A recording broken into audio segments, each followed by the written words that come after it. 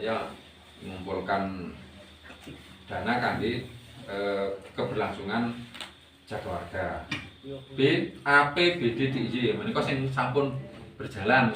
Contohipun rompi kalian HT. Alhamdulillah nek zaman riyen nggih mboten nonton nggih wonten niku nggih. Saniki pun ada trontong-trontong iki wis terus ketok ngoten nggih. Lajeng APBD kabupaten. Nah menika kula dereng ngertos nek saking kabupaten pun mandhap dereng anggaran. Lajeng APBK kalurahan. Lajeng sumber lain yang sah dan tidak mengikat. Terus papan menika monggo kita nyuwun pambiyantunipun sedaya warga masyarakat menika khususipun mbok pilih sak wanci-wanci wonten penangkapan hewan utawi penangkapan ikan secara ilegal ngangge setrum napa ngangge obat. Menika pun suwuni pun napa nggih pun laporaken napa dipun ilikaken nek menawi mboten saged dipun ilikaken menika nggih dipun laporaken amargi menika wonten undang-undangipun. Berdasarkan Peraturan Gubernur Nomor 59 Tahun 2022 tentang Peraturan atas Peraturan Gubernur Daerah Istimewa Yogyakarta Nomor 28 Tahun 2021 tentang kelompok jaga warga. Jaga warga adalah upaya menjaga keamanan serta ketertiban, kesejahteraan serta menumbuhkan kembali nilai-nilai luhur yang ada di masyarakat.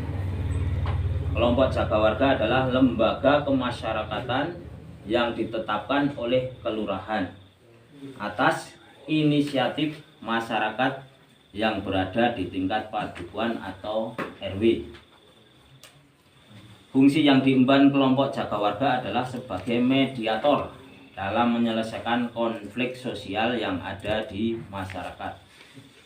Sebagai perwakilan masyarakat dalam menyampaikan aspirasi kepada Bapak Kepala Padukuhan atau Bapak RW atau Bapak RT, dan juga sebagai motivator dalam meningkatkan partisipasi masyarakat.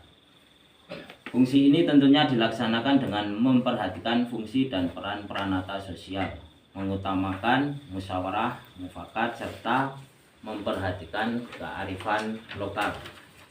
Untuk dasar hukum yang pertama niku Undang-Undang Nomor 3 Tahun 1950. Yang kedua Undang-Undang Nomor 13 Tahun 2012.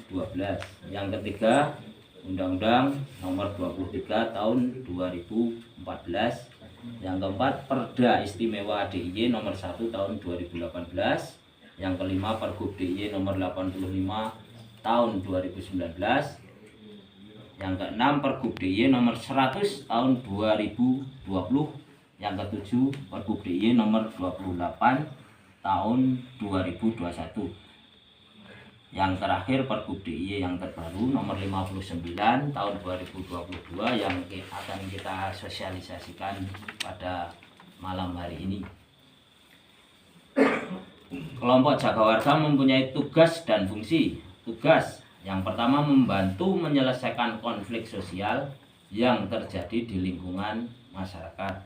Yang kedua membantu memberikan saran dan pertimbangan kepada Bapak Kepala Padukuhan atau Bapak RW, Bapak RT atau pengurus kampung lainnya dalam urusan pemerintahan, pembangunan dan kemasyarakatan. Yang ketiga membantu melakukan koordinasi dengan peranata sosial masyarakat yang ada untuk meningkatkan partisipasi masyarakat. Untuk fungsi dari kelompok jaga warga yang pertama sebagai mediator dalam menyelesaikan konflik sosial.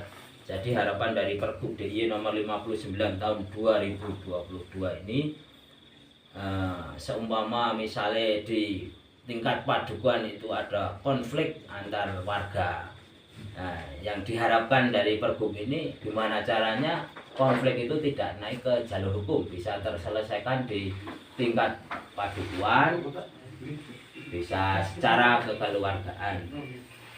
Yang kedua, sebagai perwakilan masyarakat dalam menyampaikan aspirasi kepada Bapak Kepala Padukuhan, Bapak RW atau pengurus kelembagaan yang ada di tingkat padukuhan. Yang ketiga sebagai motivator dalam meningkatkan partisipasi masyarakat. Untuk wewenang kelompok jaga warga, yang pertama mengundang pihak-pihak yang berkepentingan. Semisal ada konflik, berarti sesuai pergub ini boleh mengundang si A si B yang konflik itu untuk didamaikan, untuk dirembuk supaya tidak naik ke jalur hukum.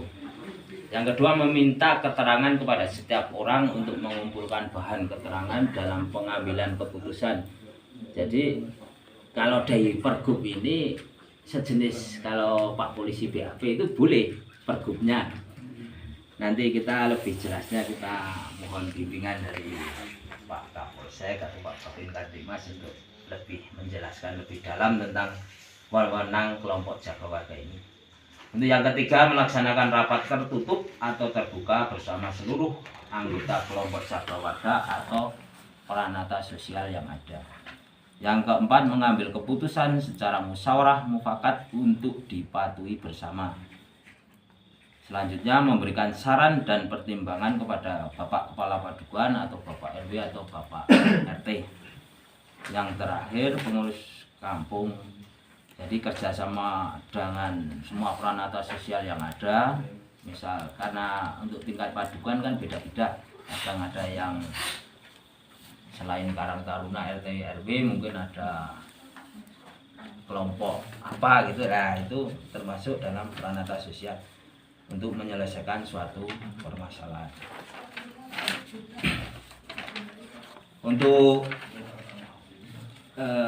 kepengurusan forum Omah Jaga Warga, jadi dulu itu adanya kelompok jaga warga di tingkat padukuhan. Terus mulai turun pergub ini dibentuklah forum Omah Jaga Warga di tingkat desa atau kelurahan.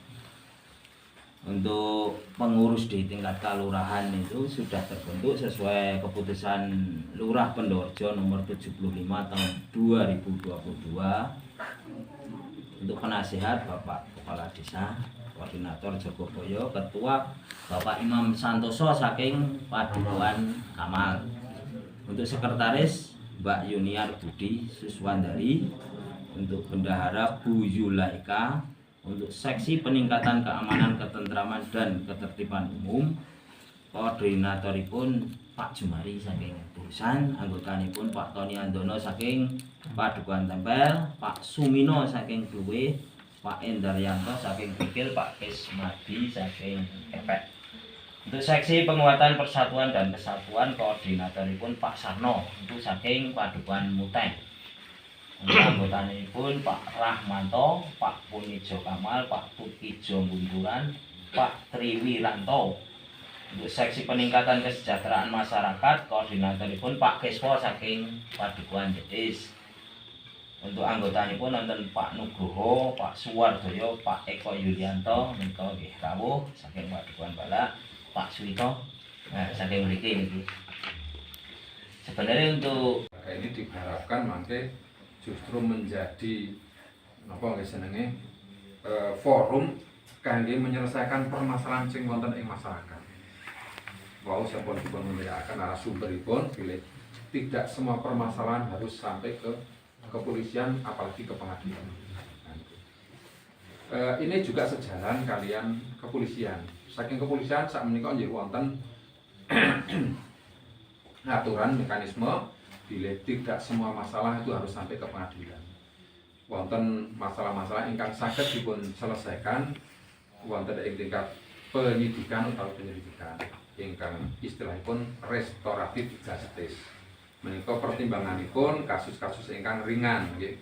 Ingkang ringan utawi kasus misalipun wonten penipuan penggelapan ingkang mangke kerugianipun sampun saged dipun kembalikan lan pelakunipun sanes residivis.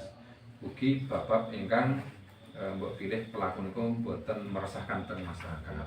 Terus yang saya terus cara menyampaikan arahan bahasan pas ngoten nggih. mekaten kemawon kanthi atur kula saestu kula ngaturaken matur nuwun sanget dhateng para bapak sedaya ingkang kersa rawuh wonten papan punika wonten dalemipun Pak Sarpo lan kula ngaturaken matur nuwun Pak Sarpo ing bilih kula menapa dene saking bapak-bapak sedaya anggenipun silaturahmi kathah lepatipun nyuwun pangapunten Pak Sarpo